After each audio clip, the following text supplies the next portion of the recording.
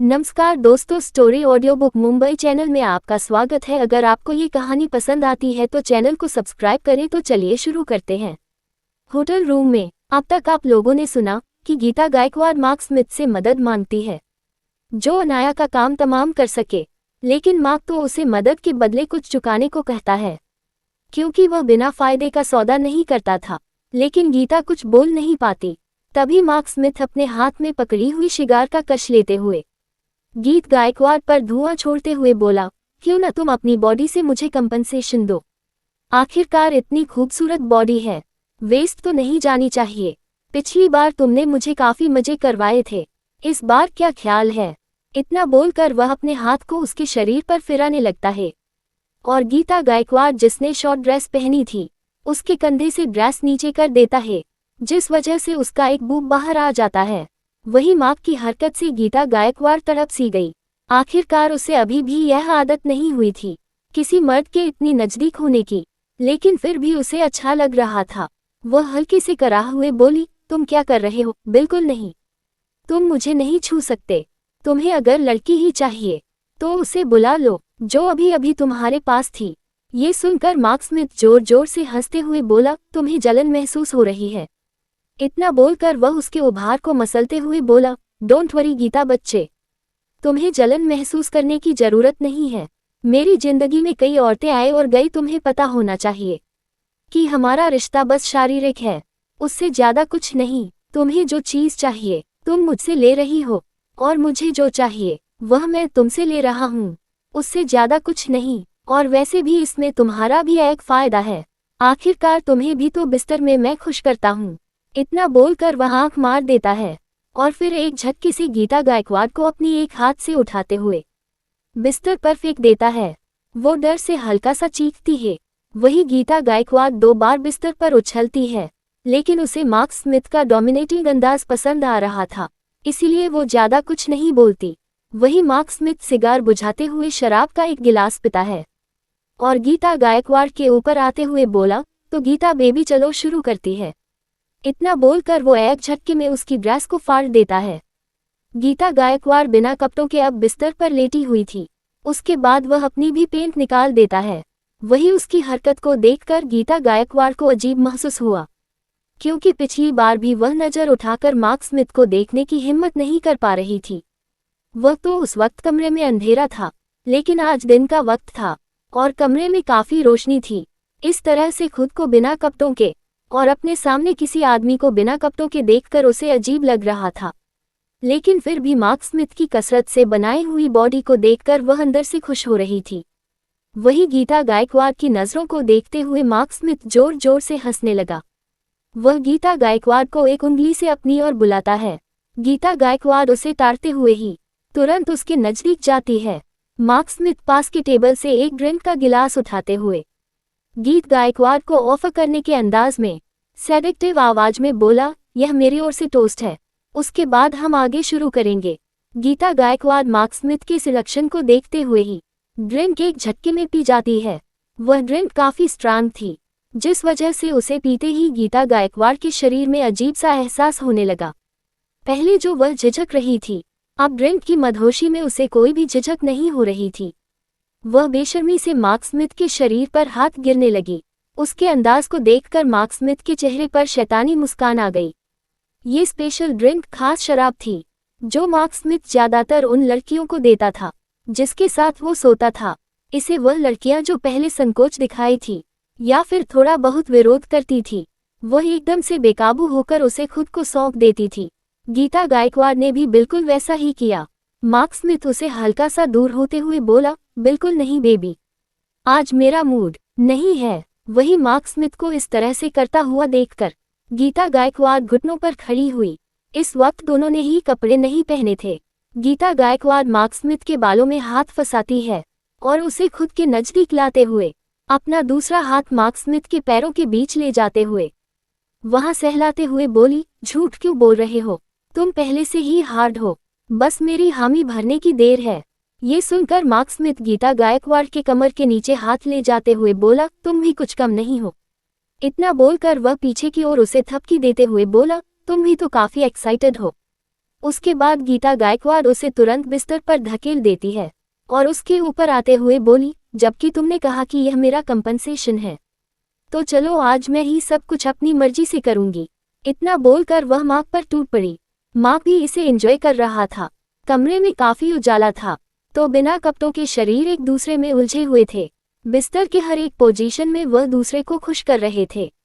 गीता तो इस बार पूरी पागल सी हो गई थी, जैसे सालों से अकेला रहने की शरीर की भूख वह आज ही मिटा रही हो। मार्क स्मिथ का स्टेमिना भी काफी अच्छा था, ऊपर से उसका बैकग्राउंड भी काफी यूनिक था। इस वजह से उसकी शारीरिक ताकत आम आदमियों से ज्यादा थी।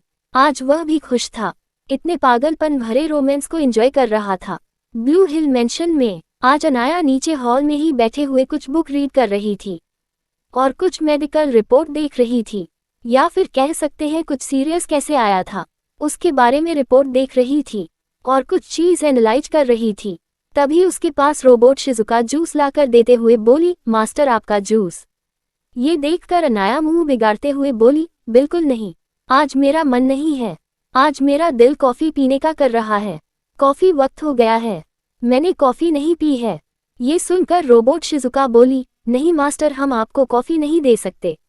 बॉस का साफ साफ ऑर्डर है, हम आपको डाइट चार्ट से अलग कुछ नहीं दे सकते।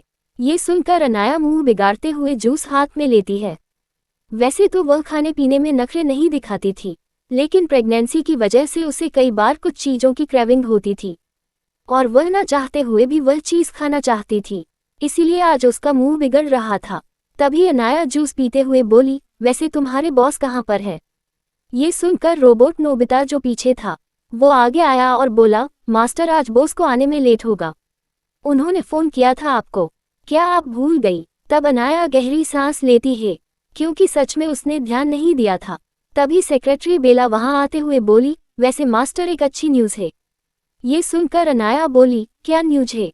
तो अनाया को देखते हुए बेला किसी जिज्ञासु बच्चे की तरह बोली, वो बॉस ने गायकवाड़ परिवार पर अपनी पहली चाल चल दी है। तो अनाया बोली, क्या मतलब? तो बेला बोली, मेरी मुलाकात आज सेक्रेटरी रजत से हुई थी और वह गायकवाड़ परिवार के कुछ गलत कारनामों का पर्दाफाश करने के लिए ले जा रहे थे। तब मैंने उनकी बात सुनी। बॉस ने अपनी नजरें गायकवाड़ परिवार पर रख दी है और इस वजह से गायकवाड़ परिवार के शेयर में काफी हद तक गिरावट आ रही है। ये सुनकर अनाया भी हल्का सा मुस्कुरा देती है, उसे पता था हर्षवर्धन उसे छोड़ने नहीं वाला। तभी अनाया बेल को देखते हुए गहरी आवाज में बोली, मैंने जो इन्फॉर्मेशन निकालने को कहा था उस बारे में क्या हुआ? बेला गंभीर आवाज में बोली, मास्टर वह आदमी ठीक नहीं है। अनाया जिसके हाथ में एक फाइल थी, उसने फाइल से नजरें हटाए और बेला को देखते हुए कहा, क्या बात है? तो सेक्रेटरी बेला बोली, अब तक हमने जितनी इन्फॉर्मेशन निकाली है उस हिसाब से उस आदमी का माफिया से कुछ लेना देना है। पिछले कई सालों से माफिया और अंडरवर्ल्ड के बीच अनकही फाइट चल रही है। जितना मुझे पता है उस हिसाब से पता नहीं क्यों, लेकिन माफिया सालों से बॉस के पीछे पड़ा हुआ है। रीजन तो अब तक हमें भी पता नहीं चला, लेकिन कुछ गड़बड़ जरूर है। पूरी इन्फॉर्मेशन निकालने में वक्त लगेगा। वह काफी शातिर आदमी है और वह फिजिकल भी काफी स्ट्रांग है और मेंटली भी, इसीलिए हम इतनी जल्दी उसके बारे में ज्यादा चीज पता नहीं कर पाएंगे। ये सुनकर अनाया गहरी सांस लेकर बोली, ठीक है, छानबीन जारी रखो और मेरी सिक्योरिटी को और बढ़ा दो, खास करके मेरी इन्फॉर्मेशन को और अच्छे से हाइड कर दो। जहां तक मुझे पता है मैंने उसकी नज़रों में हर्षवर्धन के लिए नफरत देखी है और अगर मेरा अंदाजा सही है तो सबसे पहले मेरी इन्फॉर्मेशन निकालेगा। ये सुनकर बेला गंभीर आवाज में बोली, ठीक है मास्टर, जैसा आप कहा वैसा हो जाएगा। उसके बाद अनाया उन सब को देखते हुए बोली, मैं स्टडी रूम में जा रही हूँ, मेरी एक कॉन्फ्रेंस मीटिंग है और मुझे कुछ थीसिस भी लिखती है, ये काफी जरूरी है, मुझे कोई डिस्टर्ब ना करें। रोबोट सुजुका तुरंत आगे बढ़ी और अनाया को सपोर्ट दिया और एक हाथ में उसके पास पड़ी हुई फाइल और लैपटॉप उठा लिया और उसे स्टडी रूम में छोड़ने के लिए उसके साथ चली गई। बेला भी अपने काम के लिए निकल गई। स्टडी रूम में अनाया आराम से स्टडी रूम में लैपटॉप पर कुछ काम कर रही थी और उसके कॉन्फ्रेंस मीटिंग चल रही थी। फॉरेन में एक अस्पताल के हेडर को ऑपरेशन में क्रिटिकल सिचुएशन का सामना करना पड़ रहा था और उसने डॉक्टर एना की मदद मांगी थी, तो अनाया इस काम के लिए कॉन्फ्रेंस कर रही थी। उसके बाद अनाया वापस कुछ चीज पढ़ने लगी इस वक्त पूरे विला में काफी शांति थी। सभी गॉड्स अपनी जगह पर थे। बंगलों के आसपास कोई नहीं था, ना ही कोई नौकर थे, बस दोनों रोबोट थे। जॉन आया कि कुछ इंस्ट्रक्शन फॉलो कर रहे थे और किचन में रोबोट डोरेमोन था, जो अनाया के डाइट के अकॉर्डिंग शाम के डिनर के लिए कुछ खाना बना रहा था। अनाया शांति से स्टडी में अपना काम देख रही थी, तभी उसे कुछ अजीब लगा। वो अपनी जगह से खड़ी हुई माँ और इधर उधर देखा, लेकिन उसे कोई नजर नहीं आया, तो अनाया वापस अपने काम में डूब गई। तभी उसके कानों में हल्की सी कदमों की आवाज आई। अगर कोई आम इंसान होता तो उन्हें भनक तक नहीं लगती। आवाज को सुनते ही अनाया की आंखें चमक गई। उसने कुछ रिएक्ट नहीं किया, लेकिन उसने पास के ड्रॉवर को साइड से खोल दिया और अंदर से किसी चीज को बाहर निकाला। तब तक स्टडी रूम में जो लाइट जल रही थी वह बंद हो चुकी थी और वहां पर अब हल्की सी पीली रोशनी थी, वह भी अनाया के ऊपर। स्टडी रूम के कोनों में तो कुछ नजर भी नहीं आ रहा था। अनाया, जिसके हाथ में अभी भी फाइल थी, वह बिना झिझक कड़क आवाज में बोली, किसके कहने पर आए हो? क्योंकि इतनी रात को अगर कोई उसके पास आया था तो जाहिर सी बात थी वह उसे मारने ही आया होगा, लेकिन उन लोगों को किसी ने भेजा था, उसे बस वह जानना था। सामने तकरीबन 6 से 7 लोग थे। उन सबके कपड़े काले थे, चेहरे पर मास्क था, दिखने में वह किसी निंजा की तरह लग रहे थे, और सच में ऐसा ही था। उनके कदम काफी हल्के थे, उनकी मूवमेंट भी बिल्कुल नजर नहीं आ रही थी, और वह किसी भूत की तरह आगे बढ़ रहे थे। वह सब के सब बालकनी से ही अंदर आए थे। बालकनी का कांच बाहर से तोड़ा गया था, लेकिन वो लेजर से तोड़ा गया था, इसीलिए आवाज नहीं हुई। लेकिन अनाया की इंद्रियां बहुत शार्प थी, उसने पहले ही कुछ गड़बड़ महसूस कर ली थी। उनमें से एक आदमी आगे आया और गंभीर आवाज में बोला, ये जानने की तुम्हें जरूरत नहीं है। तभी अनाया बेफिक्र आवाज में बोली, अब इतने भी निर्दय मत बनो। जहां तक मुझे पता है तुम यहाँ मुझे मारने आए हो, और हमारे संविधान में भी कहा गया है मरने वाले की आखिरी इच्छा तो पूरी करनी चाहिए। अब लगे हाथ ये भी बता दो कि तुम लोगों को किसने भेजा है। आगे ने तुम लोगों को कुछ नहीं पूछूंगी। ये सुनकर एक आदमी जो वहीं पर खड़ा था वह धीमे से आगे आया और अपने हाथ में पकड़े हुए चाकू को तेजी से अनाया की ओर फेंकते हुए बोला, तुम अब ये जाने बिना ही इस दुनिया को अलविदा कहने वाली हो। क्या अनाया इस बार बच पाएगी? किसके लोग थे वो, और क्या साजिश के पीछे के लोगों को पकड़ पाएंगे ये लोग? अगर आपको अगला एपिसोड चाहिए तो लाइक करें, कमेंट करें और चैनल को सब्सक्राइब करें।